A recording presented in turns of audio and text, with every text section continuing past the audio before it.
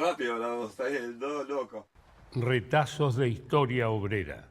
Una narrativa musical para pensar y sentir históricamente. Si está quieto, con brocha lo pintas.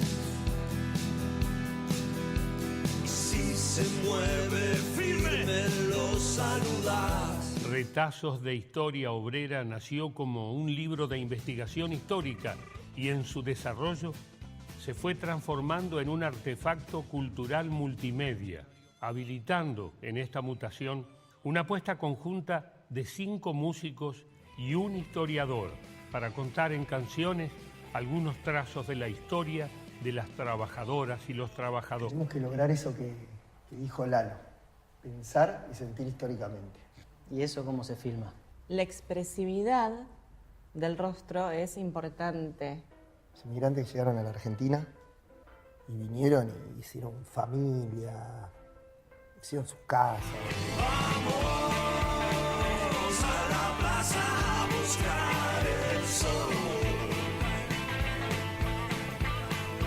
Vamos a la plaza a buscar el sol. Vamos a la plaza a buscar el sol. Bueno, estamos con invitados aquí en el estudio Henrich y Loyola. Les contaba jornadas de humanidades, muchísimas actividades desde el día de hoy. Hay un par de ellas que se van a estar haciendo al mediodía y a la tarde que involucran a quienes nos visitan. Al final les cuento bien dónde y cuándo, pero se trata de Gustavo Contreras, que es doctor en Historia, investigador adjunto del CONICET y docente de la Universidad Nacional de Mar del Plata, especializado en Historia del Movimiento Obrero y del Peronismo, y Nicolás Martínez Emborain, que es productor de una película que se va a estar proyectando el día de hoy desde CONICET documental. Les contaba en títulos, hoy se proyecta una peli dentro de un proyecto más ambicioso que es un artefacto cultural multimedia para la divulgación histórica y la formación sindical, Retazos de Historia Obrera. Bienvenidos, ¿cómo andan?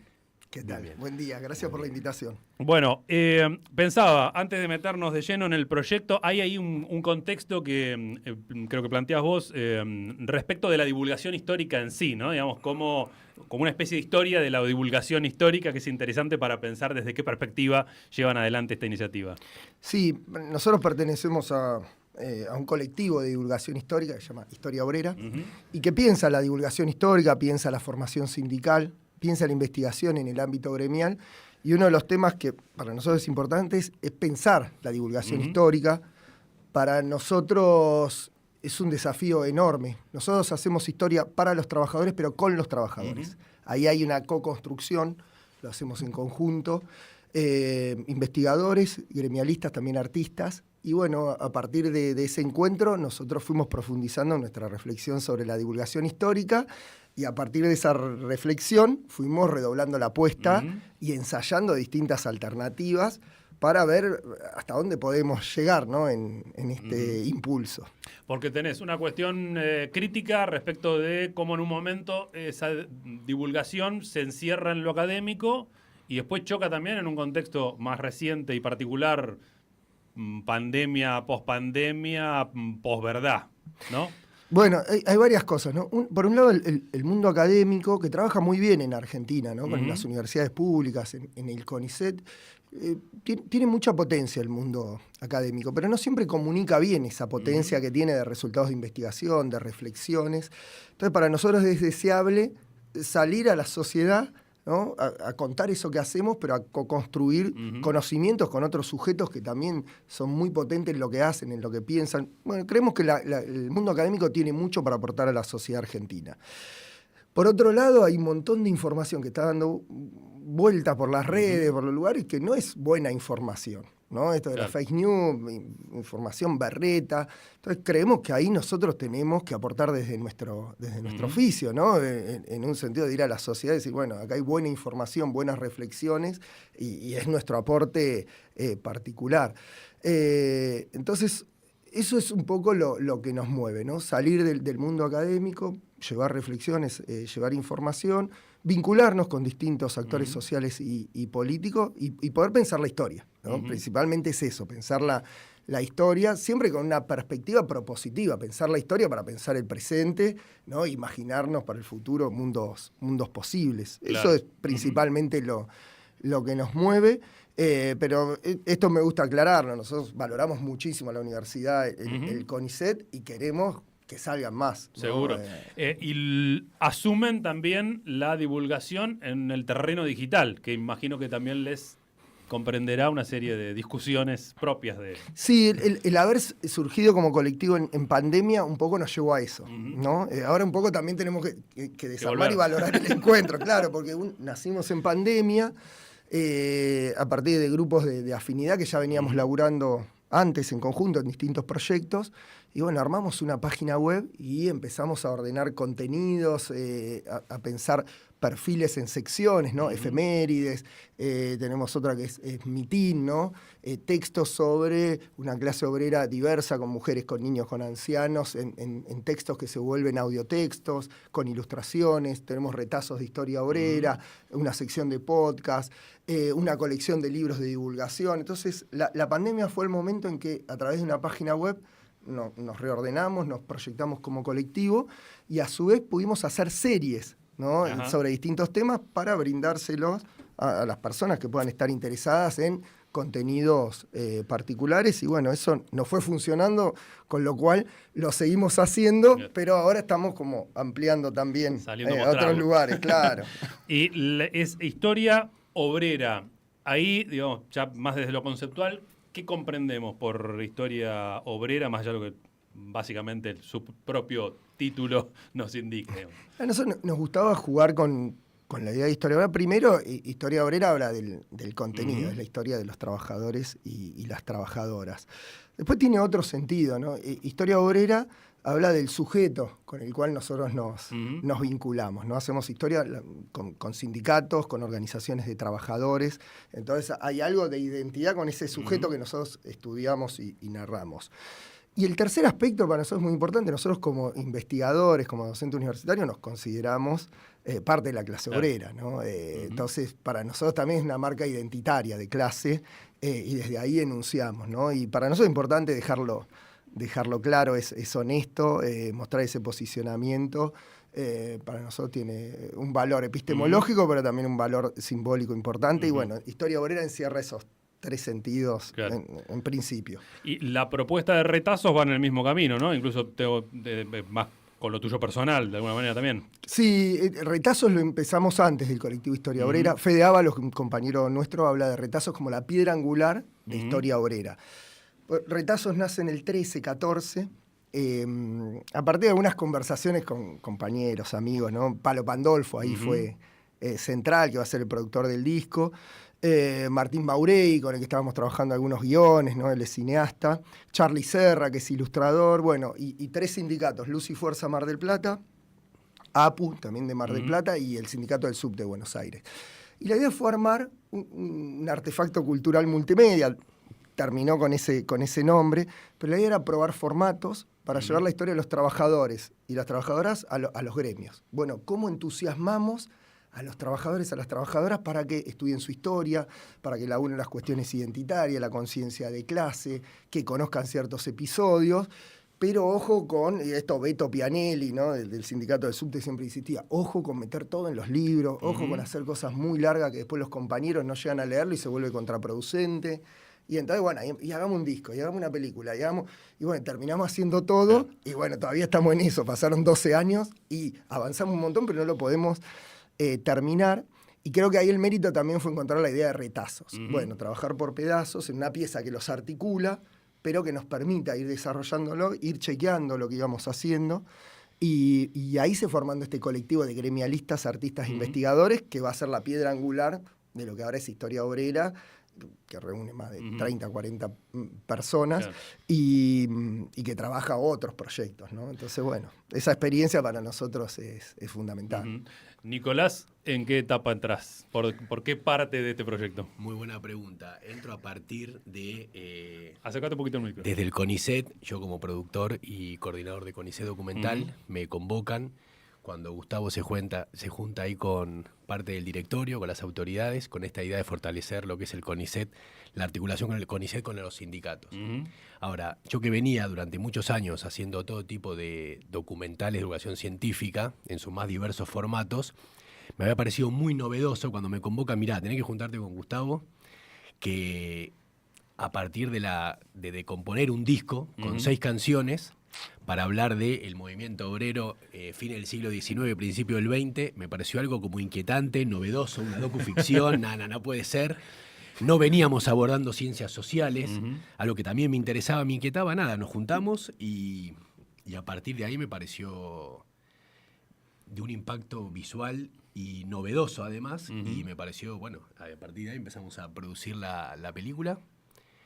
Obviamente tuvimos una serie de dificultades vinculadas al cambio de gestión, porque venían con un subsidio otorgado por parte del ex Ministerio hoy de Ciencia y Tecnología, pero nos parecía tan potente el proyecto que no nos quedamos. A partir de ahí empezamos a seguir buscando alianzas y sobre todo un lugar estratégico que tuvo la Universidad Nacional de Mar del Plata, con CONICET Mar del Plata, que a partir de ahí pudimos armar un diseño de producción en un momento muy complejo. Fue una patriada, prácticamente en 9 días metimos lo que era la docuficción, los 6 videoclips que la componen y un trabajo muy particular que era muy novedoso por parte de Gustavo, que era la actuación en la película. Uno venía acostumbrado a formato más clásico, ahí hubo trampa. Y de golpe hay que hacer actuar al historiador. Exacto. Y y estamos muy conformes con el resultado, con la circulación que está teniendo la película y con esta idea de seguir sosteniendo este tipo de formatos, que viene al caso que no todo pasa hoy por las redes. Claro. Este tipo de formatos hay que sostenerlos, ¿no? Proyectos más trabajados, con más profundidad, con mejor duración. Y que se van articulando uno con otro, digamos, en esto de no dejar todo en los libros, pero imagino también la discusión respecto de cómo mantener en cada pieza, no sé, la rigurosidad histórica o la profundidad también de lo que se está proponiendo ahí. En el caso particular de la peli, cuenten un poco más a ver cómo es el enfoque. Esto ya adelantamos, ahora después le decimos bien, va a ser una de las actividades que tienen de proyección esta tarde. Bueno, la película nace de este disco que hicimos con Palo. Tuvimos la suerte de hacer un disco con Palo Pandolfo, con grandes músicos, Franco Luciani, Fede Hoffman, Juan Cruz Cope, Fernando Mesapesa, ¿no? La canción final después de la película también se suma Julio Lucero, o sea, músicos muy grosos y Palo, ¿no? Y siempre con Palo habíamos fantaseado la idea de hacer los videoclips, ¿no? ¿Cómo haríamos videoclips con contenido histórico? Un poco también una reunión ahí muy linda con Palo y con Beto Pianelli. Entonces Beto también nos llevaba siempre un poco más. ¿Viste? Hagamos videoclip, la cultura del videoclip. También Beto y Palo muy ochentosos, muy musiqueros, y les gustaba mucho el cine. Entonces ahí hubo un proyecto, hagamos los videoclips de las canciones. Lo teníamos ahí dando vuelta. Cuando nos juntamos con el directorio, me dicen, bueno, ¿qué podemos plantear de ciencias sociales? Bueno, hablamos de los videoclips, terminamos acordando una película. Y después trabajamos con Oriana Castro y con Nicolás lo que íbamos a hacer, ¿no? Unas reuniones de producción, el guión, y ahí nace la película, ¿no? Un unitario, es una docuficción, tiene algo de documental, tiene algo de ficción. Lo documental para nosotros no solo es que hay fotos históricas o documentos de época sobre distintos momentos del movimiento obrero, sino la reflexión en ciencias sociales. Nosotros le ofrecemos a quienes ven la película cómo nosotros construimos conocimiento, qué debatimos, cómo trabajamos transdisciplinarmente, músicos, historiadores, cineastas, ¿no? Los debates que se dan. Ponemos en cuestión la representación histórica, los estereotipos, qué es la historia. Y ahí está lo nutritivo, ¿no? En tanto material de divulgación histórica. Claro. Después hay otra cosa que tiene su propia dinámica, videoclip, una historia, cosas que pasan en distintas locaciones, ¿no? Cada videoclip hay videoclip en fábrica, en plazas, en bares, en antros rockeros. Entonces, nosotros pensamos, bueno, ¿cuáles son los terrenos por los cuales transcurre la historia obrera? ¿O son solo los sindicatos y las huelgas? Claro. Entonces, bueno, ahí ampliamos los espacios culturales, las plazas, ¿no? Para nosotros es muy, muy importante pensar esa territorialidad de la historia obrera, sus distintas manifestaciones, y a su vez que sea atractivo, dinámico, y que la película tenga un valor por sí mismo, ¿no? Claro. hay muchas formas de mirarla la película. Para nosotros ese era un objetivo, ¿no? Distintos públicos, que cada uno se lleve lo que le parece. Y a su vez nosotros ofrecemos, después de cada proyección, un debate, ¿no? Donde, por suerte ya tenemos 13 proyecciones en distintos lugares. Siempre trabajamos con gente de cada uno de los lugares donde vamos y salen distintos ¿Y ahí qué va debates. apareciendo, por ejemplo, que te haya llamado la atención de...? Por ejemplo, los docentes de escuela media generalmente dicen, bueno, esto hay que llevarlo a las escuelas y hay que pensar cómo lo trabajamos con los estudiantes. Los gremialistas, bueno, esto hay que llevarlo a capacitaciones gremiales. La gente del cine, claro, la gente del cine, uy, qué bueno esto, pero pensaron tal cosa, y el plano y la cámara. La gente de la música, uy, buenísimo, se podría... Como por distintos lugares vos le entrás a la película y terminás hablando de la historia del movimiento obrero, y para todo lo que da la historia obrera, ¿no? Claro. Entonces, para nosotros es muy rico lo que está generando la película, y siempre tenemos una expectativa a cada lugar que vamos, bueno, a ver qué surge, qué conversación, ¿no?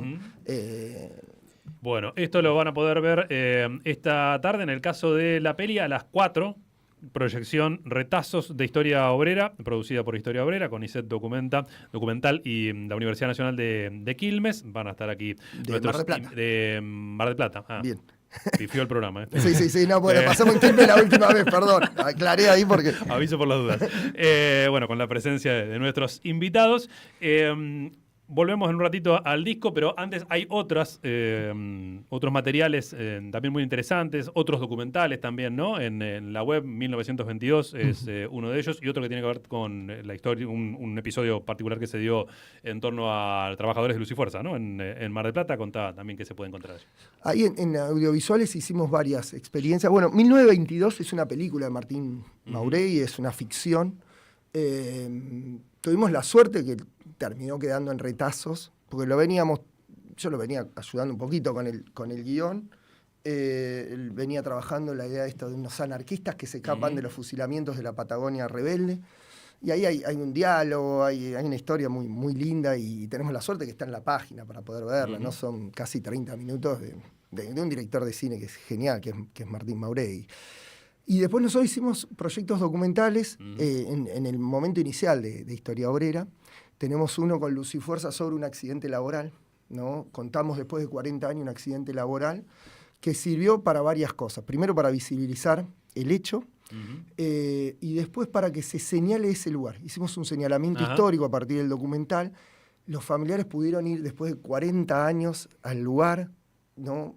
Se colocaron unas placas en memoria de los trabajadores, y el hecho se declaró de interés histórico para la municipalidad de Mar del Plata, ¿no? Dándole relevancia a la historia local, un accidente laboral del 81 muy, muy trágico, y se acordó que todos los 4 de diciembre, ¿no? Por el accidente, se hagan jornadas de seguridad laboral, ¿no? Entonces ahí hubo, por un lado, un documental, pero todo un entramado que tiene que ver con ese trabajo con los sindicatos.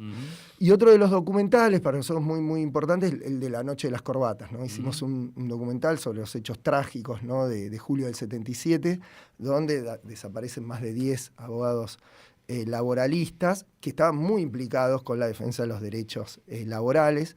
Entonces nosotros ahí hicimos una pieza documental y lo articulamos con unas jornadas que todos los 6, 7 de julio hacemos en Mar del Plata en conmemoración de estos abogados laboralistas, y pensamos la cuestión de los derechos laborales ayer y hoy, ¿no? Ahora el 8 de julio la volvemos a hacer ahí en el Colegio de Abogados de Mar del Plata. Mencionabas a Beto Pianelli, ahora digo Luis y Fuerza, también José Rigane, son figuras muy particulares también de la dirigencia sindical que, bueno, no por nada están detrás de esta iniciativa, ¿no? Sí, José fue otra persona muy, muy importante para nosotros, para mí. Fue desde el inicio uno de los impulsores. Nosotros tenemos uno de los documentales, tiene que ver con, bueno, cuando falleció José se hizo un acto muy difícil, una figura muy fuerte del sindicalismo argentino, y a nosotros, con Pablo Guiliani, otro compañero de Historia Obrera, nos tocó ser oradores en ese acto. Y pasó algo inesperado para todos, porque uno no se prepara, ¿no? Como nos pasó con Beto, bueno, con José no sabés qué va a pasar cuando mueren figuras tan importantes, así que un documental tiene que ver con su figura. Y hay algo extraordinario en Luz y Fuerza Mar del Plata. Los compañeros que eran la lista de oposición, nosotros veníamos trabajando con José Rigane y su agrupación y su gente en la conducción del sindicato. Fabián Polverini, que había trabajado en su momento con José, luego trabajan en listas separadas. Cuando conocen nuestro proyecto, le dan continuidad. ¿no? Y eso es muy valorable, porque entendieron que nosotros trabajamos para el sindicato, para la clase, en un sentido más amplio. Ellos retomaron nuestro proyecto y lo siguen potenciando, ¿no? Y ahí hay algo muy, muy lindo y para destacar, ¿no? De esta tradición lucifuercista que más allá de los cambios de gestión, trabajan por conocer la historia, por difundirla, por la conciencia de clase, y vale la pena, ¿no? resaltarlo, y nosotros seguimos trabajando muy a gusto con la conducción actual. Y hay toda una línea de trabajos vinculado a el primer peronismo y la participación obrera, ¿no? Bueno, que ahí va en formato libros, ¿no? Lo podés desarrollar. ¿Con qué enfoque en particular?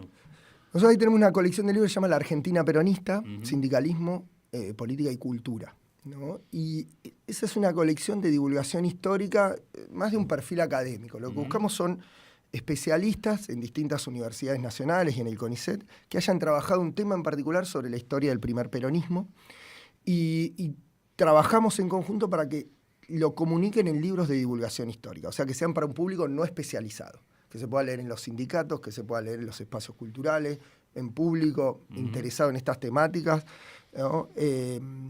Y la verdad que viene funcionando muy bien, ¿no? Apostamos fuerte a esto, pero nos sorprendemos de cómo circula. Lo leen muchos estudiantes universitarios, docentes de escuela media, muchos gremialistas. Mucha gente tiene la colección completa, ¿no? Entonces ahí te enteras de cuestiones del sindicalismo, una historia con perspectiva de género, historia de las mujeres, una perspectiva federal para pensar la historia del primer peronismo, que es fundamental, ¿no? Para no caer en un porteño centrismo, por decirlo de algún modo, ¿no? El peronismo se construyó a escala territorial, y no es que se construyó en Buenos Aires y en el interior del país. El interior tiene una diversidad alucinante, y que nosotros tenemos libros de Bahía Blanca, de Tucumán, de Jujuy, entonces Córdoba.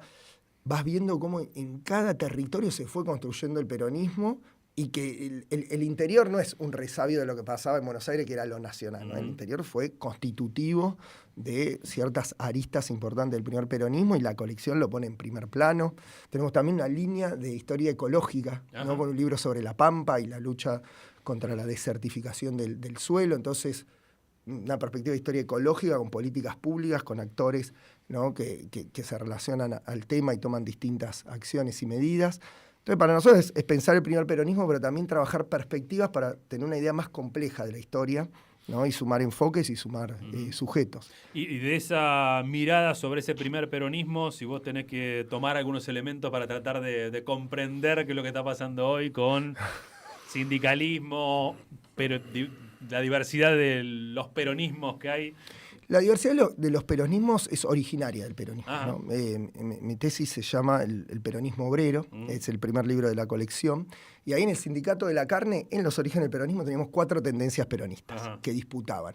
Y había una particularidad: estas tendencias peronistas, algunas trabajaban de manera estructurada con el gobierno, ¿no? Muy verticalista, muy encolumnada.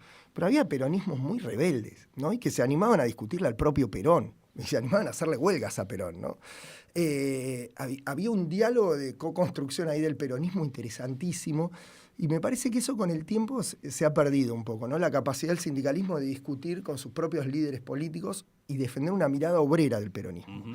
Y creo que eso sería interesante, ¿no? En términos de construcción de derechos laborales, de una mirada obrerista de la política. Me parece que se está perdiendo, y sería importante que el sindicalismo lo recupere, ¿no? Grados de autonomía para defender posicionamientos obreros para construir política. Y eso en el primer peronismo estaba muy, muy presente, y el propio Perón lo sufría al momento de gestionar la política. Entonces creo que ahí la historia nos da algunas claves para poder repensarnos en el presente, y cómo es el vínculo hoy de los sindicatos con los liderazgos políticos, ¿no? Creo que ahí hay una beta para entrarle, y es muy productiva y aviva polémicas.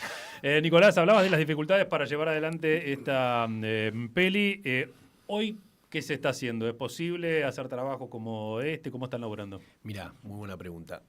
Más allá de que hoy sí nos priorizamos en cuanto a sostener y resistir los espacios, y sobre todo los espacios de producción, para lo que son documental y divulgación científica, entre otras cosas, porque hoy la industria está pasando un momento muy complicado a nivel nacional, lo digo en cuanto al Instituto Nacional de Cine y Artes Audiovisuales.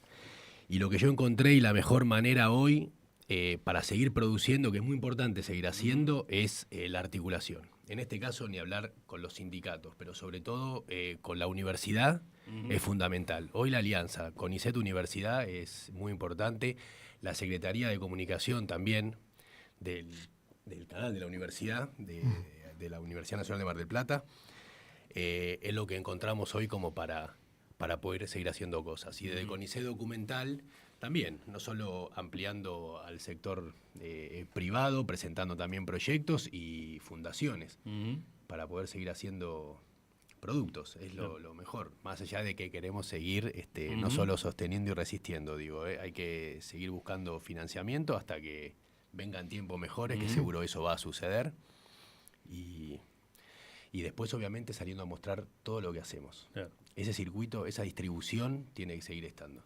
Así que eso es lo que hemos encontrado y vamos camino a volver a tener espacios y seguir haciendo. No va a ser la primera vez, ¿no? Y ni hablar, obviamente, sí quiero destacar el rol en este caso de los investigadores, que cuando están ávidos, es materia prima eso. Entonces nosotros tenemos que nuestra función ahí es poder visibilizar, tener creatividad, producir y llevarlo a algo concreto, a la realidad, ¿viste? A visibilizarlo, eso. A las 12 van a participar del panel Historia Pública, Perspectivas y Experiencias en un campo en construcción. Va a estar Gustavo Contreras, que nos está visitando, con José Marcilese. A las 4 ya les contamos la proyección de la peli, Retazos de Historia Obrera. Esto va a ser en el aula 1 del Departamento de Derecho de la Universidad Nacional del Sur.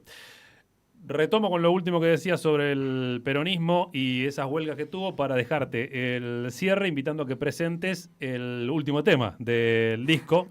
Acá bregamos por la unidad, así que me quedo con eso. Bueno, la unidad habla justamente de este tema, ¿no? Son las huelgas que varios sectores sindicales hacen durante el primer peronismo, ferroviarios, frigoríficos, ¿no? Que aparecen claramente en la canción, pero también hubo huelgas bancarias, marítimas, ¿no? Fue un momento muy conflictivo y la clase obrera ahí tuvo mucho para decir. Es un momento alucinante para pensar la historia obrera en relación al peronismo. En una canción intentamos sintetizar ese espíritu de época y el espíritu de esas huelgas para mí era la unidad, ¿no? Trabajadores de distintas tendencias, ahí vamos a ver anarquistas, radicales, comunistas, peronistas, que organizándose desde las bases, ¿no? Salen a luchar por sus derechos laborales, independientemente de quién estaba en el gobierno. Algunos tenían mayor afinidad y otros estaban en la oposición, pero construyeron consignas desde las bases. Y ese espíritu es interesante. Bahía Blanca fue muy importante en las huelgas ferroviarias, sobre todo de diciembre y enero del 51, muy activos y participaban de distintas tendencias políticas, ¿no? Entonces, para pensar eso, es la última canción de la película, es la última canción del disco, y bueno, los invitamos a escuchar la canción, pero también a ver la peli, que la película no está liberada, solo se puede ver ahora yendo a los lugares donde la proyectamos, así que bueno, los invitamos y las invitamos a que nos acompañen y a que podamos conversar sobre esta propuesta. Muy bien. Muchas gracias. Gracias a ustedes.